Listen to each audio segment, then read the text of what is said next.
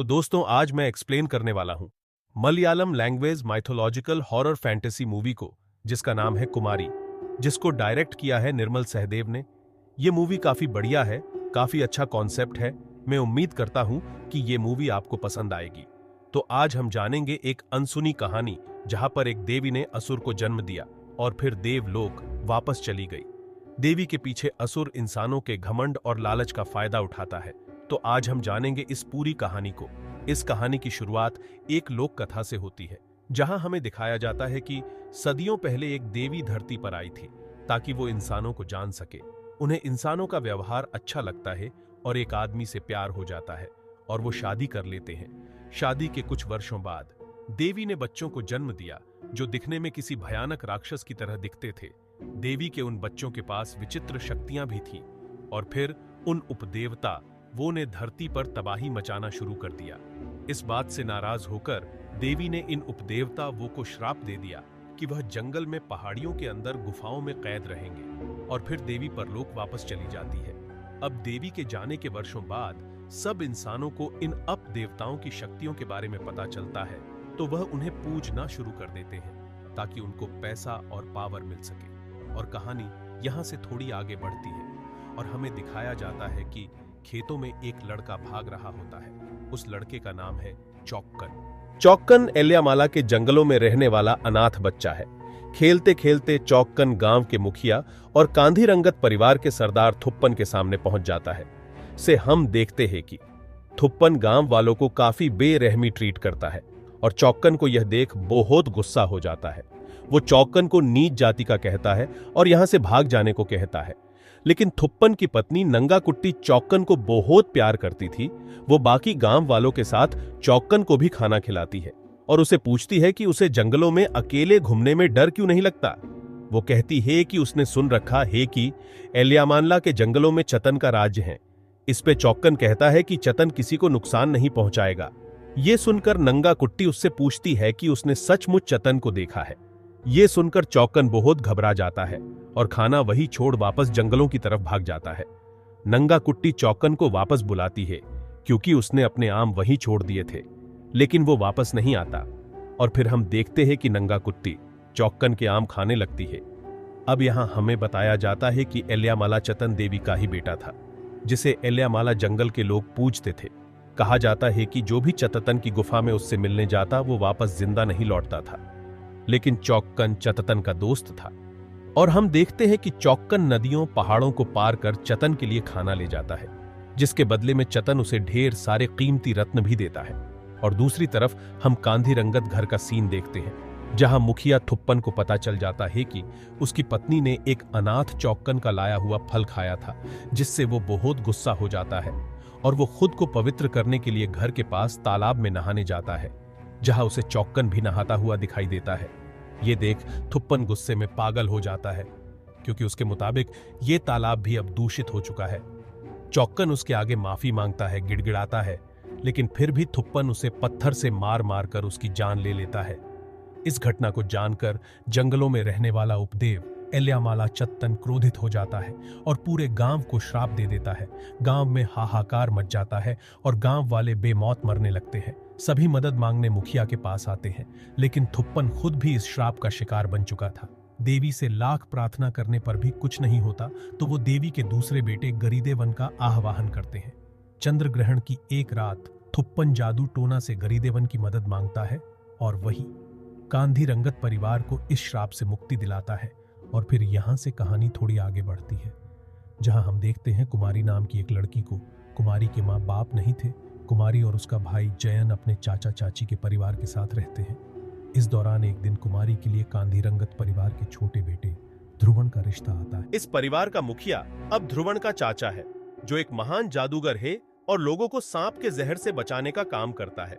इसके अलावा परिवार में ध्रुवन का बड़ा भाई अच्युतन ही है और उसकी बीबी है।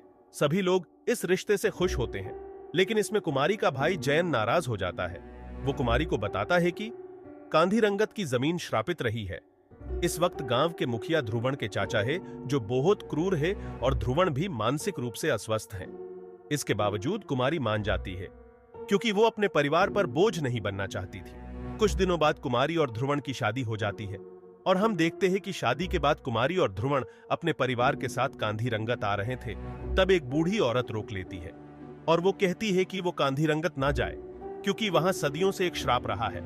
इससे कुमारी ज्यादा डर जाती है, लेकिन ध्रुवण के चाचा उसे इन सब बातों पे ध्यान देने से मना करते हैं। गांव आने पर कुमारी को मालूम पड़ता है कि ध्रुवण की दवा वगैरह चलती है और वो लोगों से कटा कटा रहता है।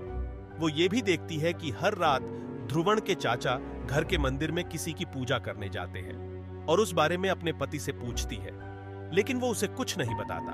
तो अगले दिन सुबह कुमारी अपना घर देख रही थी, तब वो एलियामाला जंगल के पास आ जाती है।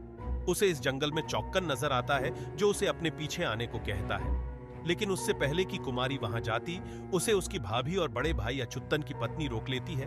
वो कुमारी को बताती कि उनके परिवार में किसी का भी एलियामाला जंगल में दाखिल होना माना है, क्योंकि चत्तन नाम का दानव रहता है। इसके बाद वो एलियामाला का इतिहास की पूरी कहानी बताती है, लेकिन कुमारी को ये बातें अफवाह लगती है। नेक्स्ट सीन में हम देखते हैं कि कुमारी को रात को सोते हुए एक भयानक सपना आता है। सपने में वो एक औरत को खून से लथपथ एक बच्चा लिए देखती ही और वो कुमारी को अपने पास बुलाती है। उसी वक्त नींद खुल जाती है। वो देखती है कि ध्रुवण भी नहीं सोया है और वो ध्रुवण को अपने सपने के बारे में बताती है। इस पे ध्रुवण उसे एक पत्थर देता है जिसे पकड़ के सोने से बुरे सपने नहीं आएंगे। इधर गांव वालों की स्थिति गंभीर होती जा रही थी। मुखिया उनसे अनाज वगैरह ले लेता है, लेकिन बदले में गांव के लिए कुछ भी नहीं करता। हम देखते हैं अगली सुबह कुछ किसान मिलकर मुखिया से शिकायत करते हैं कि इस साल उनका अनाज बर्बाद हो गया है, जिससे वो पहले जितना कर नहीं दे पाएंगे। और ये सुनकर अच्युतन और उसके चाचा काफी क्रूर हो जाते हैं, जिससे एक मजदूर उन्हें जुल्मी और लालची कहता है। अब ध्रुवण भी चुप नहीं बैठता और उन्हें यहां से निकल जाने को कहता है, लेकिन उनके चाचा उलटा उसे ही कोसने लगते हैं और कहते हैं वो किसी काम का नहीं है। घर में कुमारी ये सब सुन लेती है और वो ध्रुवण को पूछती है कि उसके परिवार वाले उसके साथ ऐसा व्यवहार क्यों करते हैं। ध्रुवण बताता है कि बचपन से ही उसके बड़े भाई अच्युतन को ही मान सम्मान मिलते आया है, क्योंकि सभी लोगों को लगता है कि वो पागल है। वो कहता है कि उसे बचपन में ही बहुत मारा पीटा गया था, जिससे कि उसने गुस्से में अपने ही गुरु को जला के मार दिया था। तब से ये बात प्रसिद्ध हो गई कि वो पागल है। सब जानते हैं कि आगे चल के गांव का भार उसके भाई को मिलेगा, इसीलिए कोई उसे सम्मान नहीं देता। और यहाँ पर ध्रुवण इमोशनल हो जाता है। कुमारी ध्रुवण को संभालती है और उससे वादा करती है कि वो कभी उसका साथ नहीं छोड़ेगी। कुछ दिन बीत जाते हैं और अभी भी कुमारी को वही सपना आता रहता है। एक दिन उसे वापस से एलियामाला के जंगल में चौक्कन दिखता है और इस बार वो उसके पीछे पीछे चली जाती है। चौक्कन के पीछे जाते हुए कुमारी जंगलों में रहने वाली एक आदिवासी औरत से मिलती है। ये औरत उन्हीं लोगों में से थी जो सदियों से एलियामाला चतन को पूछते आए हैं। ये औरत कुमारी को बताती है कि गांव में सदियों से उसका इंतजार किया गया है। वो उससे कहती है कि कुमारी इस वक्त पेट से है और बहुत जल्द उसके अपने परिवार वाले बच्चे को मरने की कोशिश करेंगे। ये सुनकर कुमारी बहुत डर जाती है और वो औरत कहती है जिस दिन कुमारी को वो बात पता चले वो सीधे इस जंगल में आ जाए और खुद एलियामाला चतन उसका रक्षण करेंगे। ये सुन कुमारी बहुत डर जाती है और वहां से भागने लगती है। भागते भागते जंगल के द्वार पर कुमारी बेहोश हो जाती है और उसे देखने के लिए वैद्य को बुलाया जाता है। घर वालों को पता चलता है कि कुमारी मां बनने वाली है। ये खबर सुन अच्युतन काफी दुखी हो जाता है, लेकिन ध्रुवण और उसका चाचा काफी खुश नजर आते हैं। ध्रुवण कुमारी को बताता है कि जल्द ही वो इस घर को वारिस देने वाली है, जिससे भी बहुत इज्जत मिलेगी, जो अब तक सिर्फ अच्युतन को मिलती आई है। अब ध्रुवण का भाव बढ़ने लगता है और वो पहले से ज्यादा कॉन्फिडेंट दिखाई देता है और उसका चाचा भी इस बात की घोषणा कर देता है कि अच्युतन के बदले अब ध्रुवण को गांव का सरदार बनाया जाएगा। तो एक रात कुमारी को ध्रुवण अपने बिस्तर से गायब मिलता है और वो उसे ढूंढने बाहर जाती है। और अब हम देखते हैं कि ध्रुवण खून से लथपथ हालत में घर के कोने में पड़ा हुआ है और उसने अपनी उंगलियां काट ली थी और भयानक तरीके से मुस्कुरा रहा था। और वो कुमारी से कहता है कि उसकी भी अब 3 ही उंगलियां हैं, जिसे कि गरीदेवन की है। कुमारी बहुत ही घबरा जाती है और किसी तरह ध्रुवण को संभाला जाता है। उस घटना के बाद ध्रुवन और अच्युतन में लड़ाई भी हो जाती है और अच्युतन गुस्सा होकर चला जाता है। और फिर अगले सीन में हम उसे परिजातम नाम की एक औरत के साथ देखते हैं। परिजातम उसे समझाती है कि अगर उसे कांधी रंगत पे कब्जा करना ही तो उसे गरीदेवन नहीं बल्कि इल्यामालाचतन की पूजा करनी चाहिए, क्योंकि वही उसे अब ये हक दिलवा सकते हैं। अब अगले सीन में हम देखते जैकी कुमारी अपनी भाभी से ध्रुवन के लिए माफी मांगती है, लेकिन भाभी उसे बताती है कि उसने जानबूझकर अपना बच्चा नहीं किया, क्योंकि उसे मालूम है कि कांधी रंगत खानदान के पहले वारिश के नसीब में क्या लिखा हुआ है। कुमारी कुछ समझ नहीं पाती। उस पे अच्युतन की पत्नी उसे सालों पहले की पूरी घटना बताती है। वो कहती है कि अर्शों पहले इस गांव पर इल्यामालाचतन का श्राप लगा था, तब थुप्पन ने गरीदेवन का आह्वान किया था, लेकिन तब कांधी रंगत को बचाने के बदले में गरीदेवन ने इस परिवार के पहले संतान की बलि मांगी थी। थुप्पन की पत्नी नंगा कुट्टी की गोद देवी मां की कृपा से भरी थी, लेकिन खुद को बचाने के लिए थुप्पन ने अपने ही बेटे को सौंप दिया। फ्लैशबैक में हम देखते हैं कि गरीदेवन उस छोटे बच्चे को खा जाता है, जिससे कांधी रंगत सारे श्रापों से मुक्त हो जाता है, लेकिन नंगा कुट्टी इस दुख में अपनी जान दे देती है। इसके बाद भाभी कुमारी को ऊपर के कमरे में ले जाती है। कमरे में एक अधमरा आदमी पड़ा था, जिसकी हड्डियां भी बाहर आ गई थी और वो काफी दर्द में दिख रहा था। भाभी कुमारी को बताती है कि यह आदमी और कोई नहीं बल्कि थुप्पन है, जो अपने कर्मों की वजह से आज भी इस कमरे में कैद है। और वो यह भी कहती है कि 12 पीढ़ियों तक गरीदेवन ही परिवार की रक्षा करते आया है, लेकिन अब उसे एक और बलि की तलाश है। अगर कुमारी अपने बच्चों को बचाना चाहती है तो इल्यामालाचतन की मदद लेने होगी। हम देखते हैं कुमारी और अच्युतन की बीवी को ये बातें करते हुए मुखिया देख लेता है और भाभी को मरवा देता है। कुमारी इस हादसे से बहुत टूट जाती है, लेकिन उसे अपनी भाभी की बताइए बात याद आती है। अपने बच्चों को बचाने के लिए कुमारी रात को चोरी चुपके इल्यामाला जंगल जाती है, जहां उसे वही औरत मिलती है। वह उसे एक मंत्रों की किताब देती है, जिससे इल्यामालाचतन देव को बुलाया जाता है। वह औरत कुमारी को इल्यामालाचतन की गुफा में भी लाती है। हम देखते हैं कि कुमारी डरती हुई आगे बढ़ती है और कुछ ही देर में उसके सामने एक काली परछाई आ खड़ी होती है। वह परछाई कुमारी की कोख पर हाथ फेरती है और उसे वचन देती है कि उसके बच्चे को कुछ नहीं होगा। वो कुमारी को एक तरह का यंत्र भी देती है ताकि उसके बच्चे की रक्षा हो सके। गुफा से निकलने के बाद बूढ़ी औरत कुमारी से कहती है वो इस यंत्र को अपने घर में दफना दे और बाकी सब इल्यामालाचतन पर छोड़ दे। यह औरत कुमारी को चेतावनी देती है कि यहां से सब कुछ बदलने वाला है, अतः वो तैयार रहे। तो कहानी अगले दिन पर आती है, जहां गांव में एक बार फिर छत्तन का श्राप फैलने लगता है। गांव वाले बीमारियों से मर रहे हैं और सभी मदद मांगने मुखिया के पास आते हैं। मुखिया समझ चुका था कि ये सब इल्यामालाचतन का काम है। वो गांव वालों को आश्वासन देता है कि उन्हें कुछ नहीं होगा और ध्रुवन को उनका नया सरदार घोषित कर देता है। सभी गांव वाले ध्रुवन आगे झुक जाते हैं, जिससे ध्रुवन की खुशी का कोई ठिकाना नहीं रहता। मुखिया उसे समझाता है कि गांव वालों के इस डर का फायदा उन्हें उठाना चाहिए। अपने चाचा की तरह वो भी मजदूरों से बेरहमी से कम लेने में लग जाता है। ध्रुवन के चाचा उसे भी जादू टोना सिखाना शुरू कर देते हैं और दूसरी तरफ चतन श्राप धीरे धीरे पूरे गांव में फैलने लगता है। इस बात की खबर अच्युतन और परिजातम को भी लग जाती है और परिजातम अच्युतन को चतन की सारण में चले जाने को कहती है। हम देखते हैं कि अच्युतन उसकी बात मान लेता है और इल्यामाला की गुफाओं की तरफ बढ़ता है, लेकिन वहां पहुंचने पर चतन उसे ही मार डालता है। तो अगले सीन में हम देखते हैं कि ध्रुव और उसका चाचा गरीदेवन की पूजा कर रहे हैं और दूसरी तरफ कुमारी चतन का मंत्र पढ़ती जा रही है। पूजा के दौरान इल्यामाला जंगलों से एक सांप निकल आता है और मुखिया को मार डालता है। ध्रुवन अपने चाचा और बड़े भाई का अंतिम संस्कार करता है और फिर यह समझने की कोशिश करता है कि आखिर कौन है जिसने उसके गांव पर चतन के काल को बुलावा दिया होगा। उसे गांव के उसी किसान पे शक होता है जिसने कर के लिए लड़ाई की थी और वो उसे मरता पिटता है।